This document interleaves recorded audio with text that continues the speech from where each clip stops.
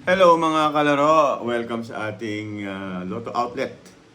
So kung ikaw po ay hindi nakapanood ng alas 2 kanina, yung Lotto result, eto po, papakita ko sa inyo kung ano ba yung lumabas kanina ang alas 2. Kasi hindi tayo nakapag-live eh. Ayoko namang sabihin yung kulang naman yung in-upload ni Ellie. Kulang naman yung mga updates ni Ellie. So eto po, kanina ang alas 2, kung hindi kayo nakapanood. Ayan, ang lumabas sa 3D ay 899.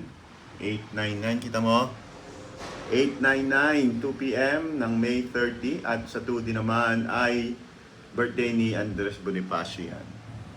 11:30, May 30, 2 p.m. ng 2D at May 30, 3D ng yan, 899. Okay, congratulations kung nanalo ka.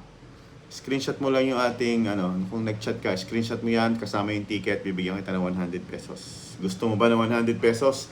Dito ka na manood ng Lotto updates para pag nanalo ka, may dagdag ka pa sa akin na 100 pesos.